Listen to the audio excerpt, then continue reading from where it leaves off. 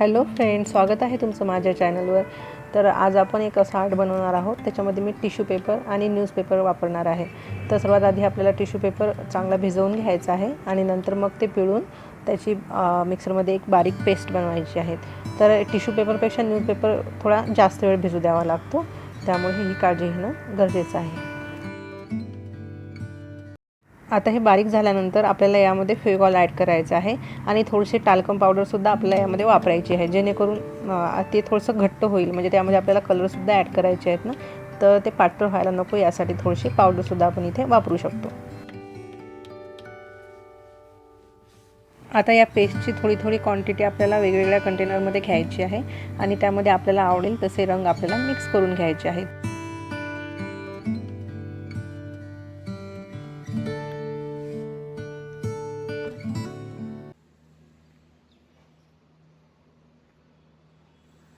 आता इथे मी एक फायबरची प्लेट घेतलेली आहे आणि त्याचा मिडल पॉईंट काढून त्यावर माझ्या आवडीनुसार मी डिझाईन करून घेतलेली आहे। आपण यासाठी कार्डबोर्ड किंवा MDF बोर्डसुद्धा वापरू शकतो किंवा कुठल्याही सरफेसवर आपण हे डिझाईन करू शकतो।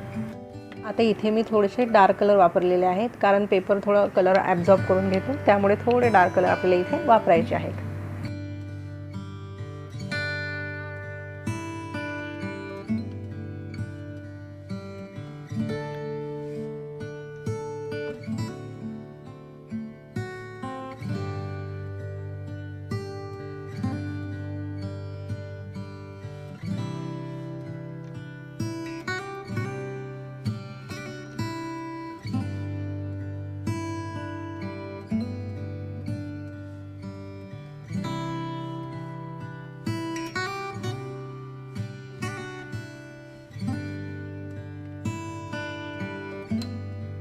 आता इथे मी थोडीशी पानाची आणि फुलाची डिझाईन करून घेतलेली आहे, रांगोळीसारखं। आणि आता आपण इथे काम सुरू करूयात। तर मी इथे अशा प्रकारचा एक चिमटा घेतलेला आहे की त्याने ते वर्क करणार आहे। तर हा चिमटाही असणं गरजेचं नाही आहे, त्याच्यावर थोडंसं मध्ये पेस्ट टाकून घ्यायची आणि थोडीशी टूथपिकने त्याला टॅप टॅप करत राहायचं, तेव्हा पण हे काम आपण करू शकतो।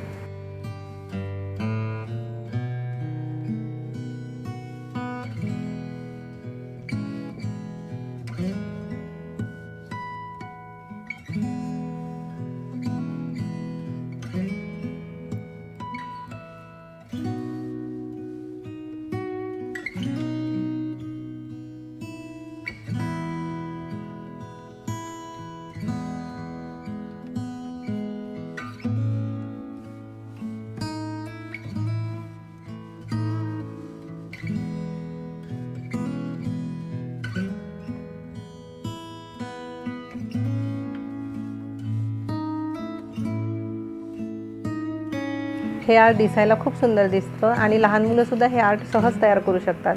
फक्त हे आर्ट सुकायला थोडा जास्त वेळ घेतं, म्हणजे 12 ते 18 तासात हे आर्ट पूर्णपणे चांगलं सुकून जातं।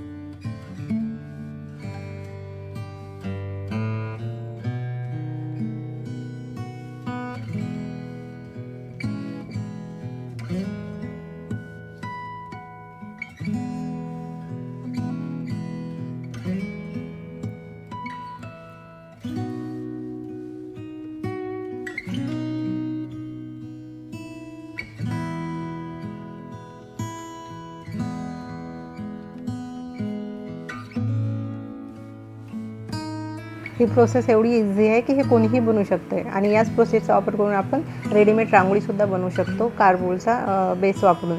तर जर तुम्हाला हा व्हिडिओ आवडला असेल तर नक्की लाईक करा, शेअर करा आणि सबस्क्राईब करा आणि बेल आयकॉन हिट करा, जेणेकरून तुम्हाला नोटिफिकेशन येत राहतील. धन्यवाद आणि व्हिडिओ एन्जॉय करा. बाय.